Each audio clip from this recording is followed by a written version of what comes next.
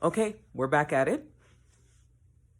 The Bluest by Toni Morrison, and we're in the section called Autumn. I'm trying out accents tonight. It was autumn, too, when Mr. Henry came. Our roomer. Our roomer. The words ballooned from the lips and hovered above our heads, silent, separate, and pleasantly mysterious. My mother was all ease and satisfaction in discussing his coming.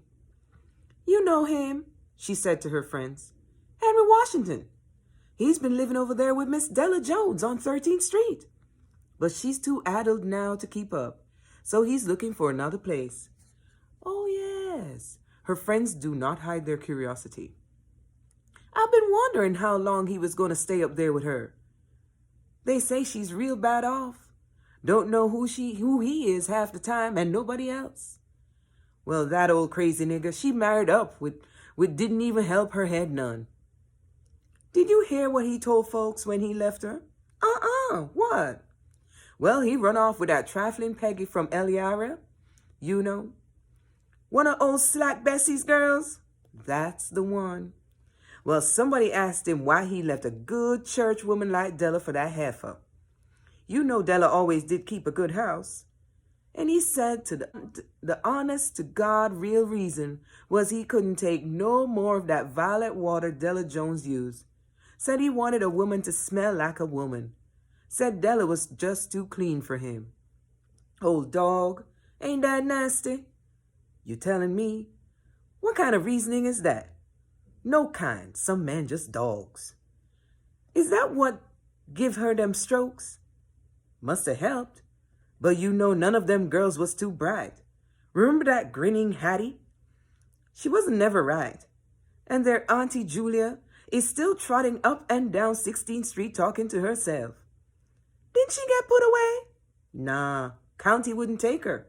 Said she wasn't harming anybody. Well, she harming me.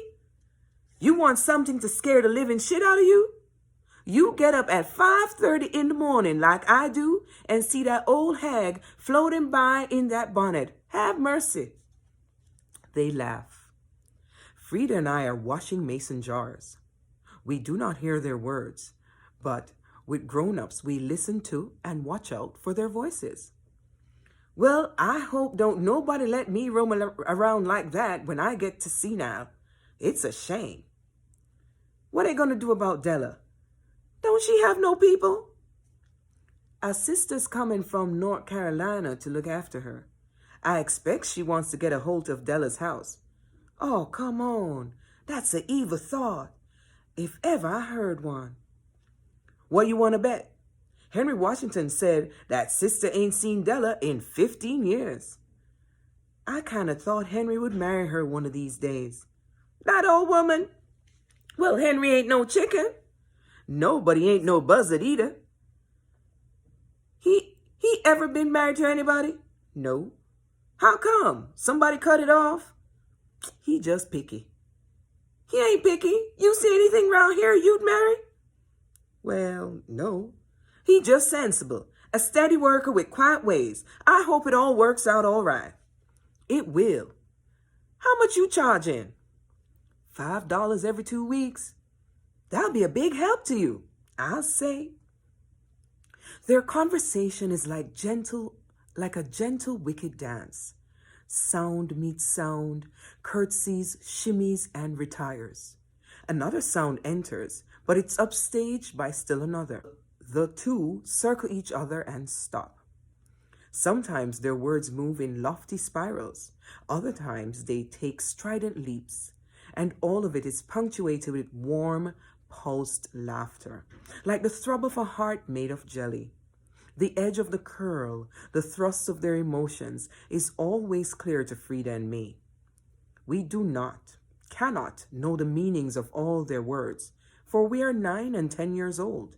So we watch their faces, their hands, their feet, and listen for truth in the timbre.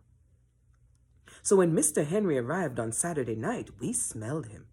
He smelled wonderful, like trees and lemon vanishing cream and new Nile hair oil and flecks of sensen. He smiled a lot, showing small, even teeth with a friendly gap in the middle. Frida and I were not introduced to him, merely pointed out. Like, here's the bathroom, the clothes, the closet is here, and these are my kids, Frida and Claudia. Watch out for this window, it doesn't open all the way.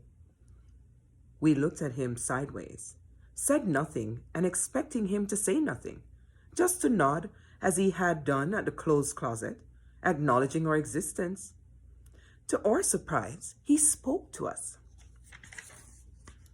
Hello there. You must be Greta Garbo, and you must be Ginger Rogers. We giggled. Even my father was startled into a smile. Want a penny? He held out a shiny coin to us. Frida lowered her head, too pleased to answer. I reached for it. He snapped his thumb and forefinger, and the penny disappeared. Our shock was laced with delight. We searched all over him, poking our fingers into his socks, looking up the inside back of his coat. If happiness is anticipation with certainty, we were happy. And while we waited for the coin to reappear, we knew we were amusing Mama and Daddy. Daddy was smiling, and Mama's eyes were soft as they followed our hands wandering over Mr. Henry's body. We loved him, even after what came later. There was no bitterness in our memory of him. She slept in the bed with us. Frida on the outside because she's brave. It never occurs to her that if in her sleep her hand hangs over the edge of the bed, something will crawl out from under it and bite her fingers off. I sleep near the wall because that thought has occurred to me. Pecola, therefore, had to sleep in the middle. Mama had told us 2 days earlier that a case was coming, a girl who had no place to go. The county had placed her in our house for a few days until they could decide what to do, or more precisely, until the family were reunited. We were to be nice to her and not fight. Mama didn't know what got into people, but that old dog Breedlove had burned up his house, gone upside his wife's head, and everybody, as a result, was outdoors. Outdoors, we knew, was the real terror of life. The threat of being outdoors surfaced frequently in those days. Every possibility of excess was curtailed with it. If somebody ate too much, he could end up outdoors. If somebody used too much coal, he could end up outdoors. People could gamble themselves outdoors, drink themselves outdoors. Sometimes mothers put their sons outdoors, and when that happened, regardless of what the son had done, all sympathies was with him. He was outdoors, and his own flesh had done it. To be put outdoors by a landlord was a thing unfortunate, but an aspect of life over which you had no control, since you could not control your income. But to be slack enough to put oneself outdoors, or heartless enough to put one's own kin outdoors, that was criminal. There's a difference between being put out and being put outdoors. If you are put out, you go somewhere else. If you are outdoors, there's no place to go. The distinction was subtle but final. Outdoors was the end of something, an irrevocable physical fact, defining and complementing our metaphysical condition. Being a minority in both caste and class, we moved about anyway on the hem of life, struggling to consolidate our weaknesses and hang on, or to creep singingly up into the major folds of the garment.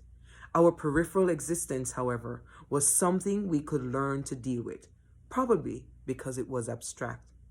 But the concreteness of being outdoors was another matter, like the difference between the concept of death and being, in fact, dead. Dead doesn't change, and outdoors is here to stay.